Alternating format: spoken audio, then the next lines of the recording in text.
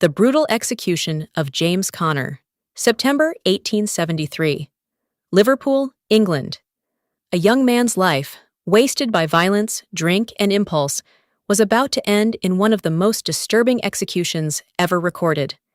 His name was James Connor, and his crime was murder. It began on a late summer night. According to the New York Herald, and reported on Thursday, September 23, 1873, Connor had been drinking heavily for days. By August 11th, he found himself at the Cambridge Music Hall in Mill Street, a place filled with music, noise, and distraction. But the night would not end in entertainment. It would end in blood. As the crowd left the hall, Connor followed a woman, Mary Ellen Shears. He accused her of stealing money. She denied it. Without warning, he struck her. Twice. She fell and cried out for help. That's when two men stepped in. One of them was James Gaffney. Gaffney asked a simple question. "Why did you hit her?" Connor gave no answer. Instead, he pulled out a knife, and in a sudden, violent motion, he plunged it into Gaffney's neck. Panic erupted. Another man tried to stop him. Connor struck again, but missed. Moments later, he was captured.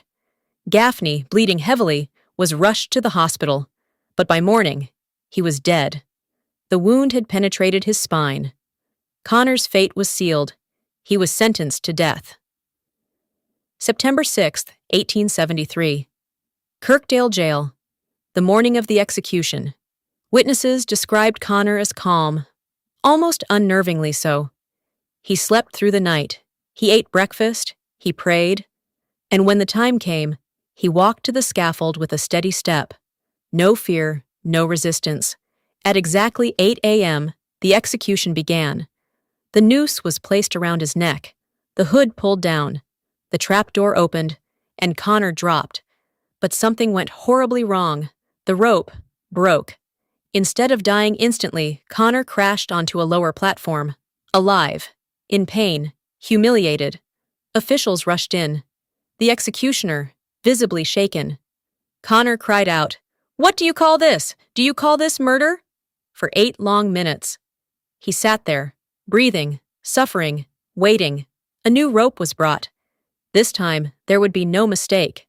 Connor stood again, placed the hood over his own face, helped position the rope, and said, "I stood it like a brick the first time." The trapdoor opened once more. This time, the rope held. But death did not come quickly. Witnesses described violent struggling, a slow, painful end. It was over, but not forgotten. This execution shocked the public, not just because of the crime, but because of the failure, the suffering, the humanity exposed in those final moments. James Connor's story is not just about murder. It's about consequences, impulse, and the brutal reality of justice in the 19th century. And in the end, the question still lingers. Was justice truly served, or did tragedy claim one more life?